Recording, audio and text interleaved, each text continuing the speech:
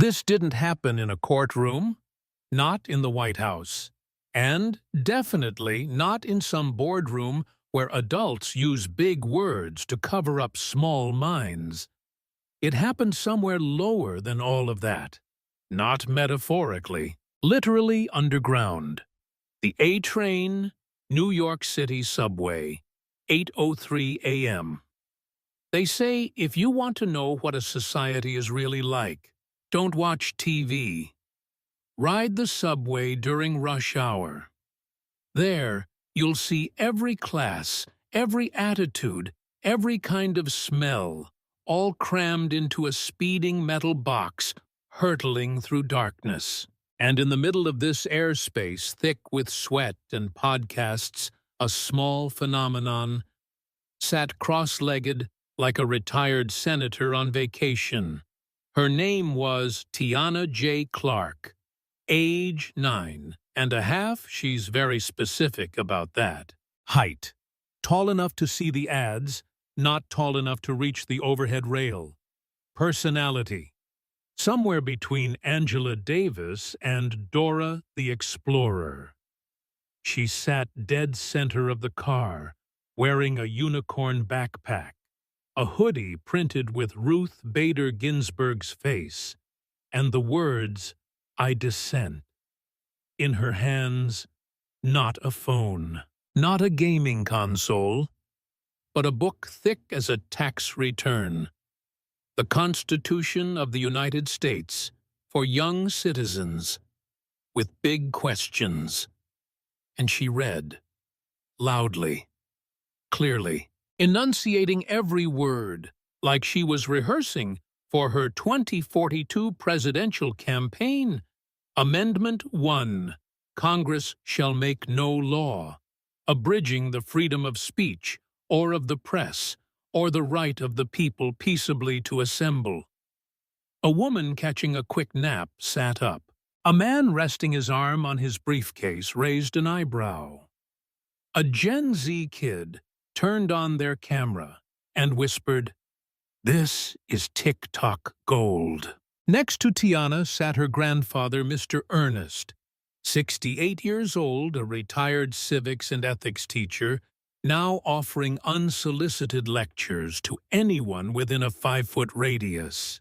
"That's my granddaughter," he boomed with the voice of a subway announcer.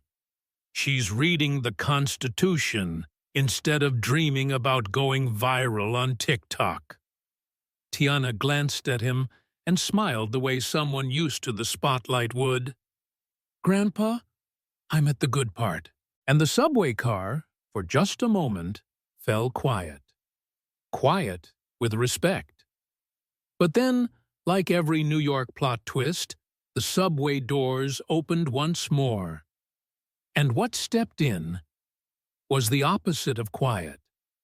A tall man in a paramilitary-style uniform, wearing sunglasses and carrying the attitude of someone personally offended by the mere existence of others. And that's when everything began to shift. Because what he didn't know was that little girl reading the Constitution, she wasn't reading for fun. She had memorized every single amendment he was about to violate. He entered the car like he owned the entire New York City transit system. His uniform bore a patch that read Security Enforcer, but upon closer inspection, it was from a shopping mall in Queens. So no, he wasn't NYPD. He wasn't with any government agency, but his eyes said he believed he was FBI, CIA, and Marvel's Nick Fury, rolled into one. The moment he saw Tianna, his brow furrowed like she was a national security threat. Tianna kept reading, "The right to freedom of speech shall not be abridged by the government or by any coercive force." He strutted over, hands on hips. "Hey, you the kid, cut out the political reading. This is a public space." Mr. Ernest turned, voice smooth as butter, but with eyes like he was holding a wooden spoon. My granddaughter is reading constitutional law, not inciting hate speech." The man waved him off, speaking to his belly, like it was live streaming his inner monologue. Kids these days, third grade and already learning how to start riots. Tianna slowly closed her book. Very slowly. She looked up and tilted her head like a polite little owl. "Sir, under the First Amendment, I have the right to speak in public spaces as long as it's not harmful. And I'm just wondering, did my reading cause anyone to suffer a nosebleed?" A few people chuckled. One person was clearly filming. A woman in office attire subtly hit record beneath her feminist since birth tote bag. The man scowled. "What? You getting smart with me?" Mr. Ernest lifted his glasses off the bridge of his nose.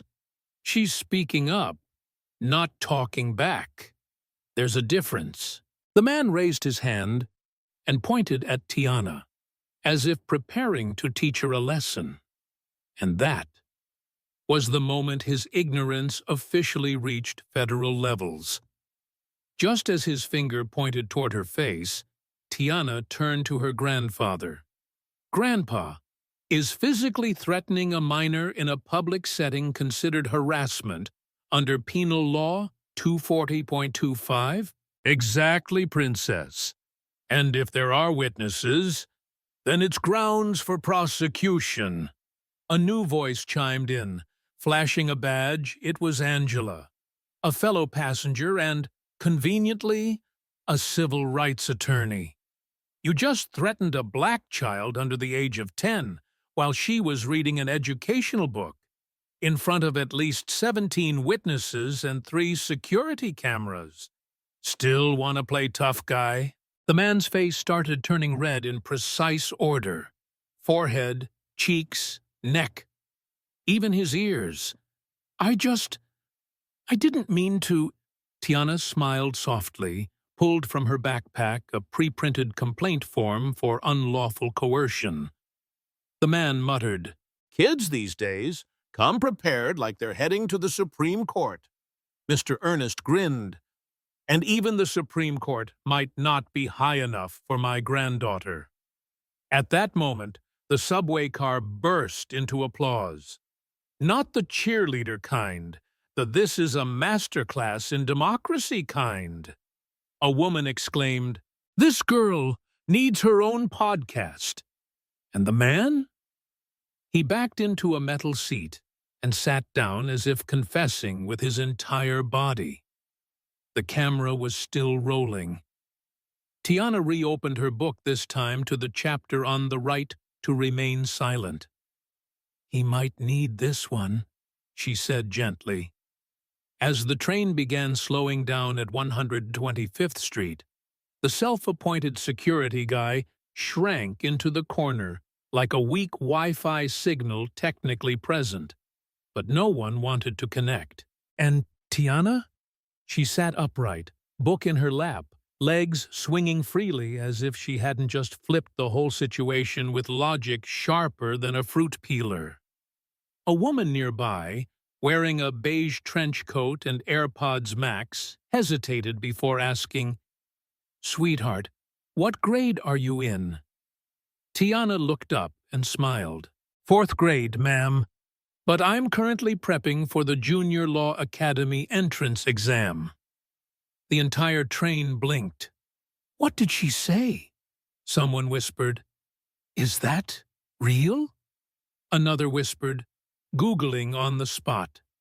Mr. Ernest spoke up, sounding like a retired TED Talk host. "She's the youngest member of the Future Juris Leaders Program, a pilot initiative to develop legal reasoning starting in elementary school." An elderly lady sitting nearby gasped, like she'd just discovered buried treasure. "You mean she's a prodigy?" "Not really," Tianna chimed in. "I just like fairness, and I don't like being intimidated by grown-ups who play the 'I'm bigger than you' card." The office worker from earlier pulled out her earbuds and blurted, "This girl needs to be on TikTok. She says stuff no adult can argue with." The whole subway car burst out laughing. A man from the far end of the car called out, "MTA should hire her as the official spokesperson for passenger rights." Someone else added, "And put her in charge of traffic enforcement while they're at it." Just then, a younger boy with a Pokemon backpack ran over and asked, "Miss, that man called me a loud little black boy. Can I sue him?" Tianna raised an eyebrow and pulled out a stack of racial discrimination complaint forms from her backpack. "Write your name here. Under reason, write exactly what he said. As for evidence, well," she turned and pointed toward the crowd filming, "we've got 3 different HD 1080p angles already." Mr. Ernest crossed his arms and watched like a proud professor supervising a thesis defense. A young man in a baseball cap nodded thoughtfully. "This girl doesn't need to be a lawyer. She's the reason lawyers exist." Tianna smiled and closed her book. The cover read, "Constitutional Law for Curious Kids, Volume 2. She spoke softly, but just loud enough for the car to hear. "I don't actually want to be a lawyer. I want to be a judge." The train fell completely silent. And then came the applause, loud, heartfelt, and full, as if the Constitution itself had just been passed by a 9-year-old in a cat hoodie. A silver-haired man whispered, "I've seen the future. It's small, quick-witted, and quotes the First Amendment without Google." The train had barely pulled out of 125th Street when, "Ping, attention passengers. Due to an unexpected security protocol, this train will remain at a standstill. NYPD officers will be boarding shortly. Please remain calm." Tianna looked up from her book, and just like that, the subway car erupted again. A woman cried out, "Why are we stopping in the middle of the tracks?" A man in an MTA jacket whispered to the person next to him, "This sounds familiar. Probably just another security reason to cover something up." And just as predicted, 3 NYPD officers boarded the train. No smiles, no greetings. Leading them was Officer Granger, tall, broad-shouldered, gravelly-voiced. Like he'd just stepped out of an old action movie.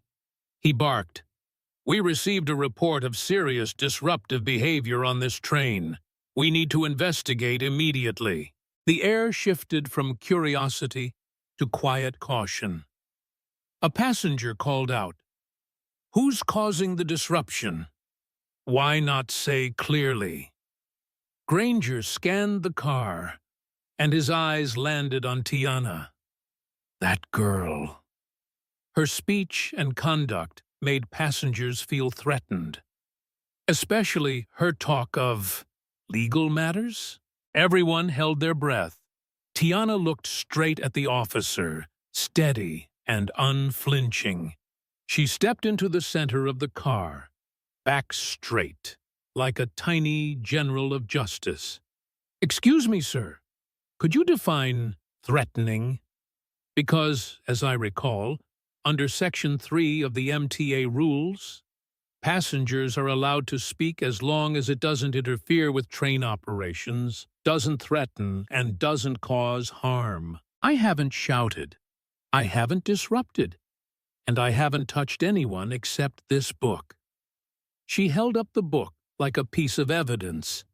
One page was lit up with a bold, bright yellow highlighter. Officer Granger narrowed his eyes. "Are you talking back to a police officer?" Tianna shrugged politely. "No, sir. I'm asking with reason, which I think is a skill officers should have." The entire car fell silent, like the final round of a heavyweight boxing match. A passenger pulled out their phone and whispered, "This is it. This is the viral moment."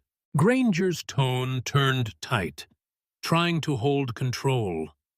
"You need to come with us for questioning, for safety protocol." Tianna tilted her head, then looked out at the passengers. "May I ask if anyone here felt endangered by me?" No hands went up.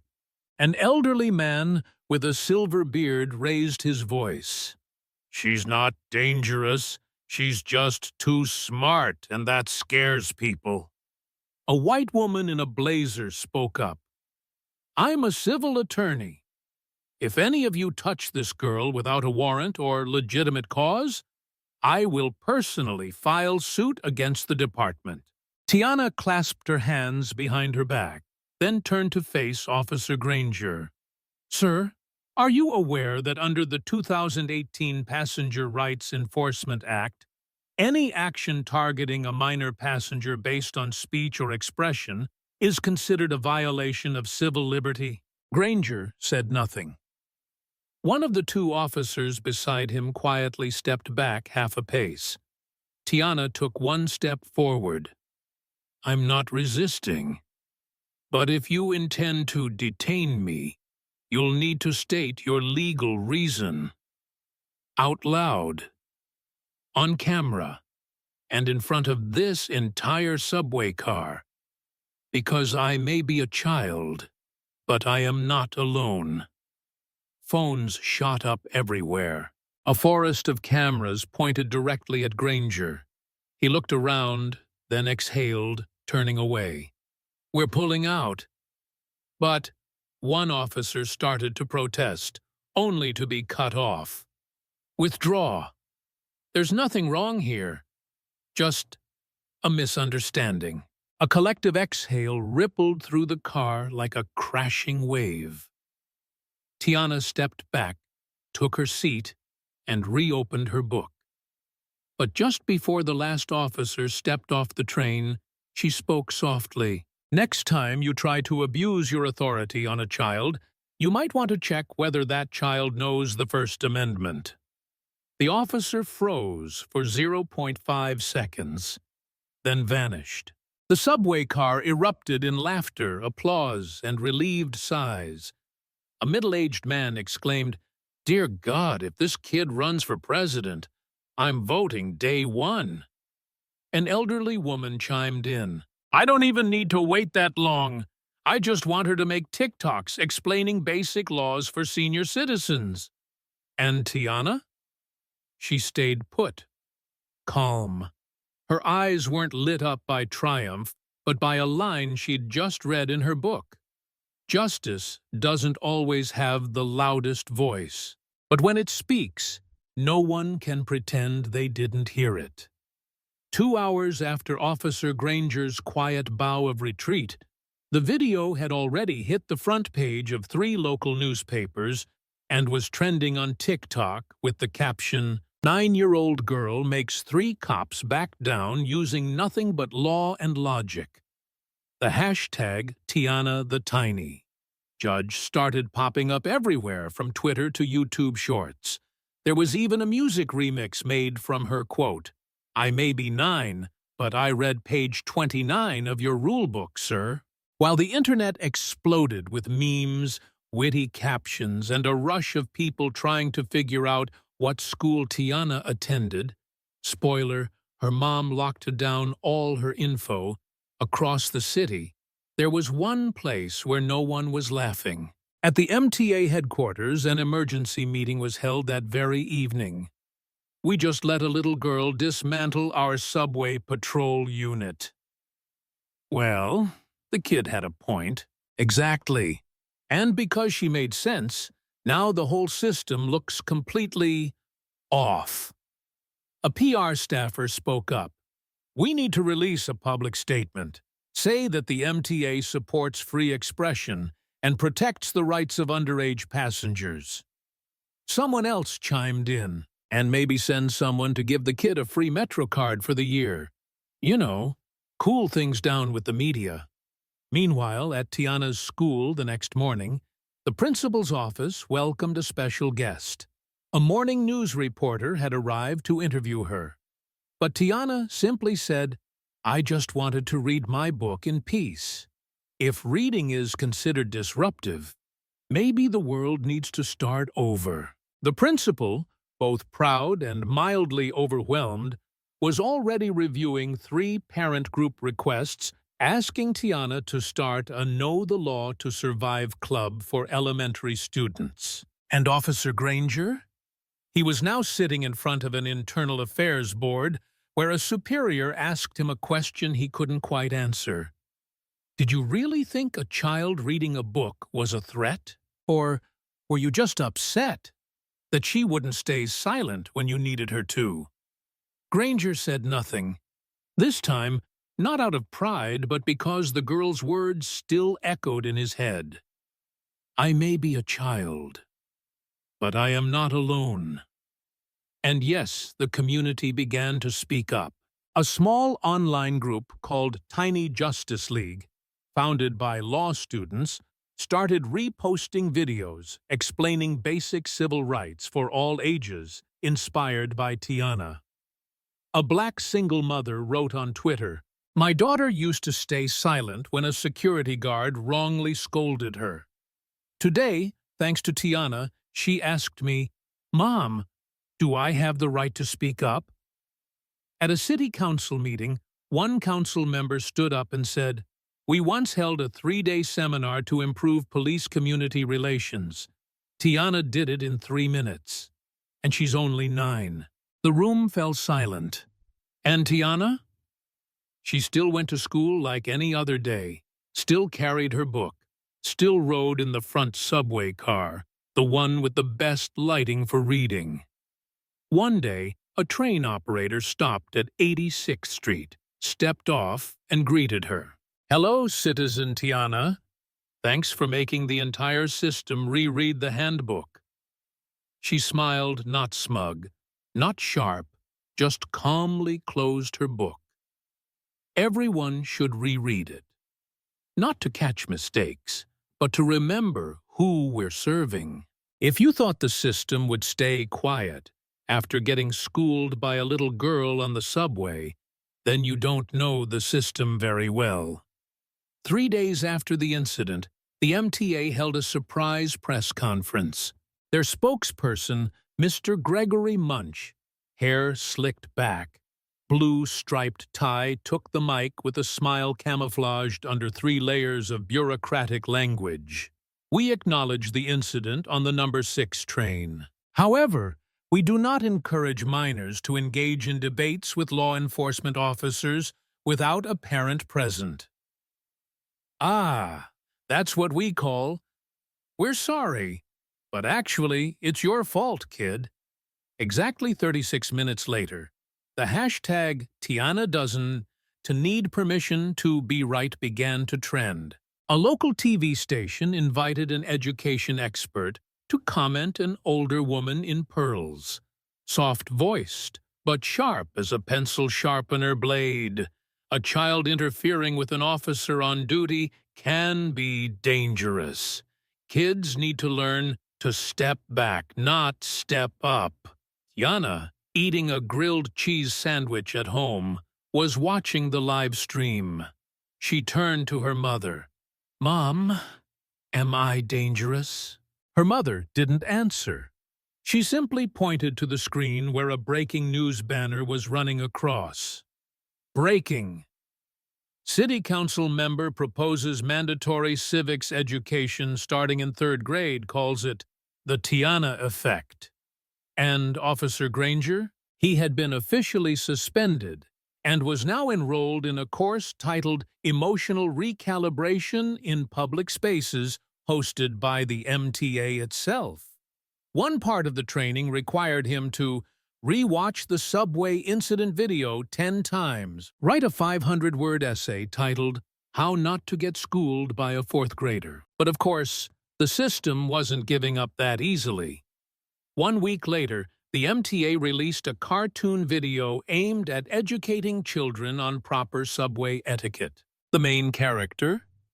A squirrel named Tianna wearing glasses, holding a book, and always staying quiet when authority speaks.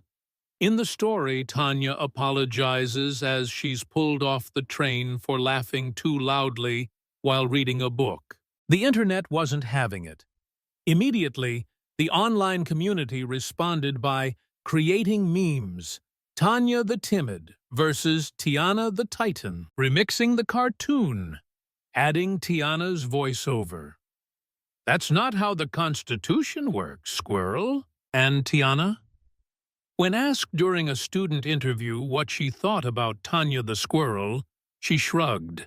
"Everyone has the right to remain silent. But if that's the only right we're taught, then who's left to speak the truth?" And that's when something unexpected happened.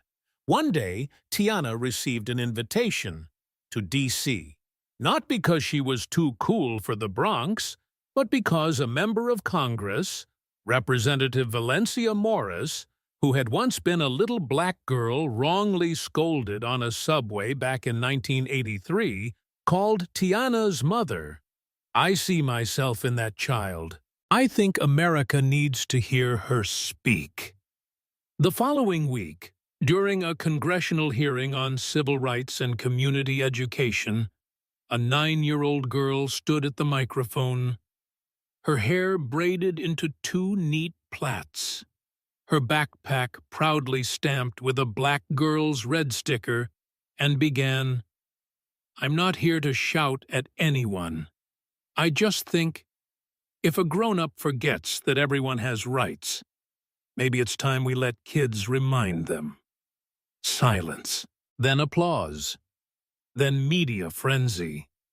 After the hearing, a teacher in Nebraska wrote, "My class doesn't just learn law from textbooks anymore. Now, they study Tianna's clips to learn how to act with courage and clarity." A retired man in Alabama sent a handwritten letter to Tianna. "You reminded me that age doesn't define worth. Courage does." And the MTA? They finally re-released their animated video, but this time with a new title, Tianna Rides Again. Let's learn the law on the train. And you know what? That little girl still rides the subway every day, still takes the window seat, still carries a book this time, the Federal Civil Rights Handbook. And when a passenger started yelling at a conductor for checking his bag, Tianna simply tilted her head and gently said, "Sir, are you aware that under Regulation 147B, officers need a specific reason to search belongings that show no signs of danger?" The man fell silent. The conductor smiled. When a 9-year-old girl becomes a source of inspiration for teachers, lawmakers, retirees, and even animated squirrels, you know the story has gone far beyond just an incident on a train. But you know who did not love that? The Urban Transit Tact Committee, UTTC for short, which already smells like bureaucracy. A few senior MTA officers who had gotten a little too comfortable with the oops forgot to turn on the body cam excuse. And of course, the Association of Adults who think children should be seen and not heard, like IKEA furniture. One late evening, in a gray-lit conference room on the 21st floor of the MTA building, under the weary buzz of fluorescent lights, Bradley Klein, Director of Communications, slammed his hand on the table. "That kid is a walking PR nightmare. The media's calling her the little judge from the Bronx. If we don't handle this fast, we'll have a whole generation carrying law books instead of Nintendo." Nervous nods around the room. One staffer raised a timid hand. "What if we invited her to be a media ambassador?" Bradley shot the poor guy a look like he'd just suggested letting a cat teach fish how to swim. And then what she goes on TV every week, quoting legal codes, just as we accidentally fine a gum vendor outside Union Square. Not a chance. The plan was set. Objective: subtly diminish Tianna's influence. Tactics: dig into her family background. Oh, someone was late to school once because they couldn't afford a Metro card? Prime material. Leak a fake report. Tianna suspended for disruptive behavior. Spoiler: false, she simply corrected a teacher who misused the term habeas corpus. Send a soft warning to Tianna's mom. A polite email from the Office of Community Image Management suggesting it might be best for the child to step back from public appearances to avoid media stress. But things didn't go according to plan. Because Tianna's mom, Ms. Lorraine Cooper, a calm, no-nonsense district librarian who once sued her landlord for illegal rent hikes, replied, "If you want kids to stop making adults uncomfortable, maybe adults should try being wrong a little less often." No one expected that Tianna would read that email. And within 36 hours, she handwrote a letter to the mayor and posted it online. "I don't want to be famous. I just think if I see something wrong and say nothing, then when I grow up, who will teach me what's right?" The letter was shared by 13 journalists, 3 elected officials, and 1 rapper who was once kicked off the MTA for carrying a Bluetooth speaker. He later released a track titled Lil T and the System Be Trippin'. What happened next? Tianna's school held its very first ever Civics Day for 4th graders. Tianna was awarded the Junior Constitution Medal by a respected legal organization. And those smear campaign plans? They collapsed on their own. A leaked internal report from the MTA revealed that the Tianna Influence Containment Initiative had burned through $120,000 in public funds. Everyone asked the same question. Wait, all that just to discredit a 4th grader? And then, on a quiet evening, while Tianna was coloring in a picture of the Supreme Court in her sketchbook, her mom received an anonymous phone call. A man's voice. Low. Polite. Too polite. "We suggest that young Tianna refrain from further public appearances, because not everyone appreciates truth spreading this far." Tianna's mother didn't panic. She poured herself a cup of tea, set the phone down, and sent a single text to her trusted attorney. "Seems like my daughter just hit something very real." When a 9-year-old girl becomes a source of inspiration for teachers, lawmakers, retirees, and even animated squirrels, you know the story has gone far beyond just an incident on a train. But you know who doesn't like that? The Urban Transit Tact Committee, UTC, which already sounds like someone's filing paperwork about paperwork. A handful of senior MTA officers, all too used to accidentally forgetting to turn on their body cams. And of course the Society of Adults who think children should be seen and silent, like IKEA furniture. Late one evening, on the 21st floor of the MTA building, under the tired flicker of fluorescent lighting, Bradley Klein, Director of Communications, slammed his hand on the conference table. "That girl is a walking PR crisis. The media's calling her the little judge of the Bronx. If we don't shut this down, we'll have an entire generation bringing law books instead of Nintendos." Worried nods filled the room. Someone cautiously raised a hand. "What if we invited her to be a media ambassador?" Bradley looked at the speaker like they'd just suggested hiring a cat to teach fish how to swim. "So she can go on TV every week quoting legal clauses while we're out here ticketing some poor gum vendor by mistake? Not happening." A plan was drawn up. Objective? quietly reduce Tianna's influence. Strategy: dig into her family's past. Oh, someone in her family once showed up late to school because they couldn't afford a bus pass. Perfect angle. Release a fake report. Tianna suspended for disruptive behavior. Spoiler: untrue, she'd just corrected her teachers the misuse of the word habeas corpus. Send a soft warning to Tianna's mom. A polite email from the Office of Community Image Management gently suggesting it might be best for her daughter to take a break from public exposure to ease the media pressure. But things didn't go as planned. Because Tianna's mother, Ms. Lorraine Cooper, a quiet district librarian who once sued her landlord for illegally raising rent, responded with, "If you want kids to stop making adults uncomfortable, maybe adults should try being wrong a little less often."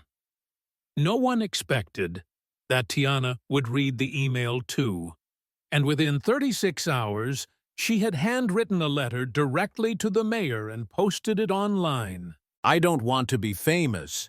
I just think, if I see something wrong and say nothing, then when I grow up, who will teach me what's right?"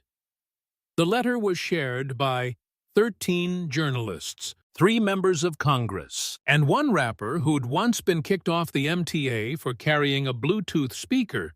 He later released a track titled "Lil T and the System Be Trippin'." What happened next?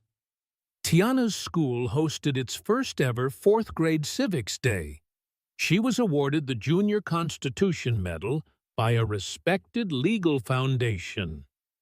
And those smear campaigns collapsed on their own. A leaked internal MTA report revealed that the Reduce Tianna's Influence initiative had burned through $120,000 in budget. Everyone was asking, wait, they spent that much trying to discredit a 4th grader? And then, on a quiet evening, while Tianna was coloring in the Supreme Court in her sketchbook, her mother received an anonymous phone call.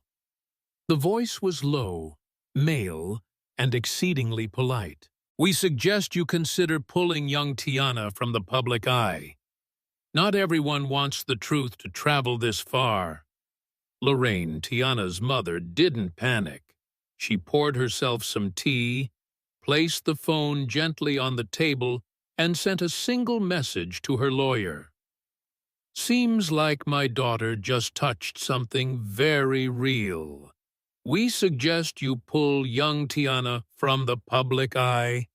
Mistake number 1.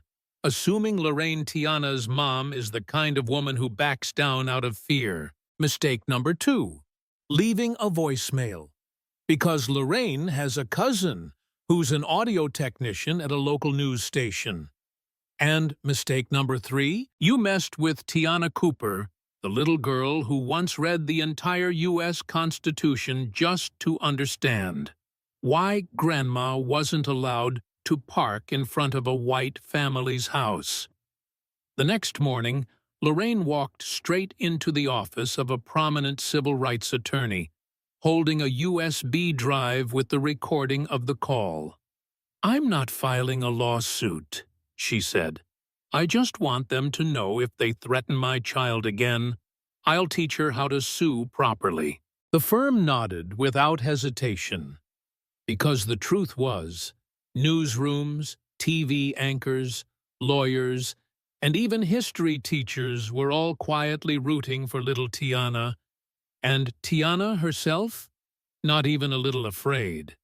Instead, she grabbed a toy microphone and stood in the middle of the school hallway, reenacting an imaginary public hearing. "I now call to the stand the anonymous caller from last night." "Oh wait, my bad. It's hard to step into the light when you've gotten used to hiding in the dark." Her classmates clapped like they were watching a Disney princess transform into a defense attorney. That evening, a video was posted on social media. Tianna, wearing a white button-up shirt and glasses slightly too big for her face, stood in her family kitchen and said, I don't fully understand politics, but if someone's scared of a 9-year-old's voice, maybe it's their own voice they need to question. And that, ladies and gentlemen, is when the internet exploded. The video hit 4 million views in just 2 days. A national talk show invited Tianna as a special guest. A mayoral candidate reposted the clip, subtly adding the hashtag #WeStand. With Tianna classic public sympathy grab. But just as the wave rose, the other side struck back. An anonymous blog popped up, posting a so-called psychological analysis of child activists, attempting to argue that Tianna was a danger due to premature legal comprehension. An internal email circulated within the MTA titled, "Strategy to Reduce the Influence of a Minor Public Figure." A fake report leaked to the press accused Lorraine of having a history of emotional instability. Spoiler: that instability was from 2016, when she refused to purchase an extended insurance package and raised her voice at the reception desk. Guess who uncovered it was fake? Tianna. She held up a printed copy and spoke during the school's parent-teacher meeting. If they want to take down a child, they'll start by smearing her mother. But I don't fall that easily, because my mom is the one who taught me how to stand tall. Within 12 hours, the hashtag @Don'tMessWithTianna's mom spread across Twitter. A coalition of civil rights attorneys held a press conference. A children's fashion brand launched a new T-shirt. "Be like Tianna, never stay silent just because you're small." And then, something unexpected happened. A senior MTA official anonymously sent a letter to Tianna. Inside it were a lifetime Metro card for both her and her mother, a handwritten apology, and at the very bottom a line that read, "You are the whistle that woke up the whole system. Keep making noise, little one." Do you think Tianna was happy? Yes. Do you think she stopped? Absolutely not. Because in the next chapter, Tianna receives a letter from a federal lawmaker. An internal email circulated within the MTA titled, "Strategy to Reduce the Influence of a Minor Public Figure." And if you're picturing a 9-year-old black girl walking into the U.S., Capitol carrying a cookie tin, but instead of cookies, it's full of civil complaint documents, you're not over-imagining it at all. Washington, D.C., the capital of America, where meetings last longer than Titanic, where there's more coffee than conscience, and where everything starts with a handshake and ends with a budget draft no one fully reads. And amid all that, on a Wednesday afternoon, Tianna Cooper walked into Congress wearing cat-themed sneakers. A 9-year-old girl, backpack on, holding a cookie tin decorated with puppies. But inside, no cookies. Inside were teen complaints from New York residents about subway overcrowding, a brightly colored Excel sheet made by Tianna using Google Sheets, titled, "Train Lines Slower Than My Grandma Walking." And finally, a simple proposal: increase funding for subway lines in low-income neighborhoods, because we'd also like to get to school on time. Why was Tianna there? Because one Congresswoman, Deborah Nels, after seeing Tianna's viral video, half-joked, "Maybe I need this kid consulting for the Transportation Committee." And Tianna said yes. The private meeting between the Congresswoman, a few policy aides, and a 9-year-old girl was scheduled for 2:15 p.m. in a room called the George Washington Room, fancier than your granddad's birthday dinner. Tianna walked in, took a seat, set her animal-shaped cookie tin on the table, opened it, and pulled out a full reporting system like she'd been a congressional staffer for years. Congresswoman Nels. Wait, you even brought data analysis? Tianna calmly. Yes, I used last year's data from the Urban Transit Bureau, combined with user feedback from Reddit, Yelp, and the comments section on TikTok. The entire room went silent, like Alan Greenspan had just risen from the grave. After a 12-minute presentation featuring a pastel pink-themed PowerPoint designed by her mom because pink is her favorite color, Tianna wrapped up with, "I'm not asking for anything complicated. Just the right to get to school on time without needing to solve a subway map like it's Sudoku on nightmare mode." And then it happened. Someone in the room scoffed. Not the friendly kind. The "this is politics, not preschool" kind. Tianna turned, looked him straight in the eye, and said, "Sir, if adults had done a better job, I wouldn't have to skip school to be here." Congresswoman Nels was the first to burst out laughing.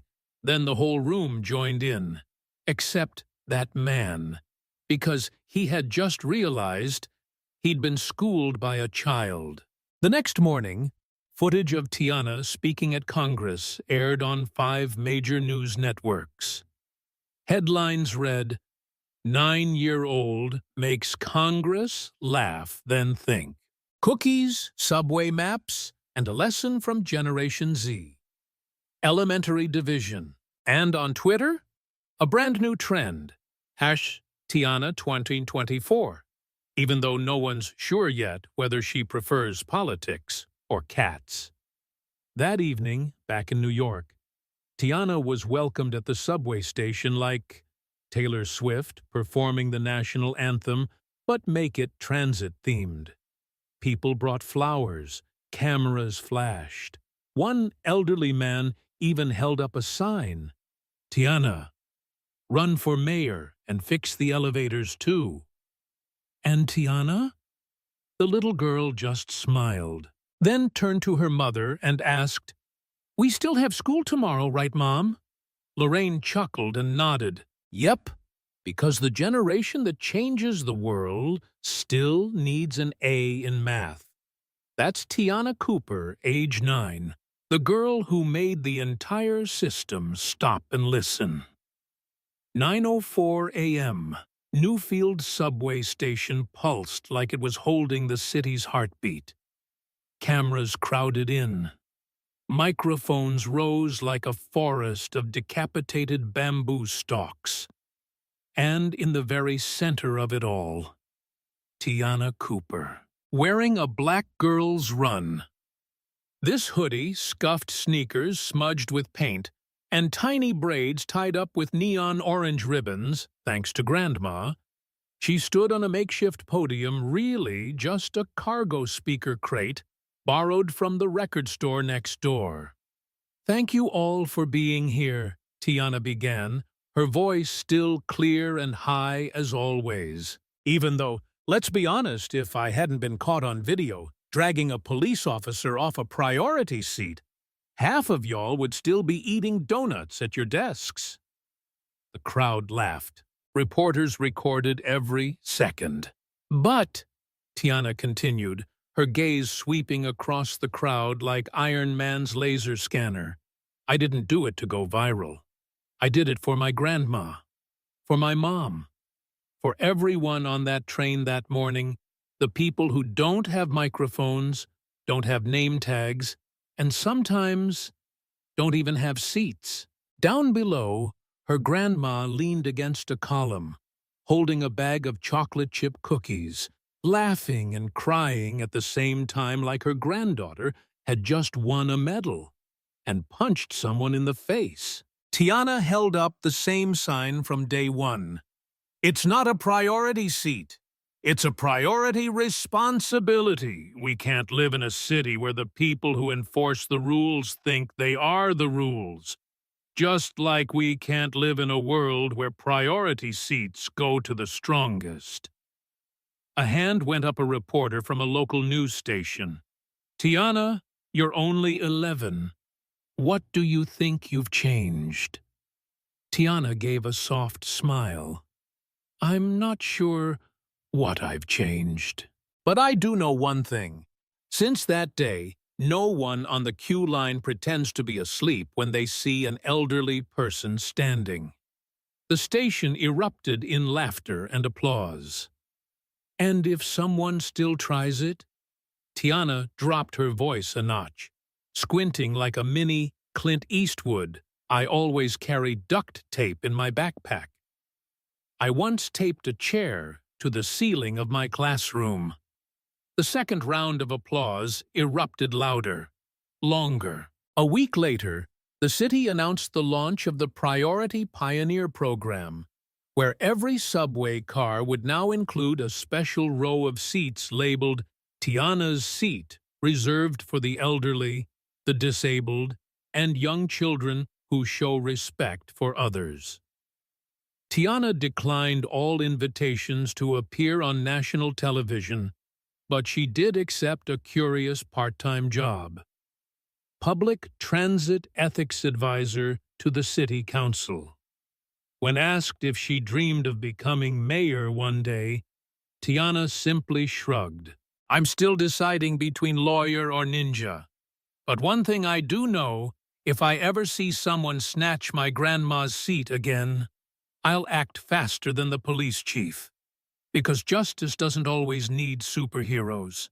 Sometimes, all it takes is a little girl, a cardboard sign, and one good reason to stand up." If this story moved you, share it.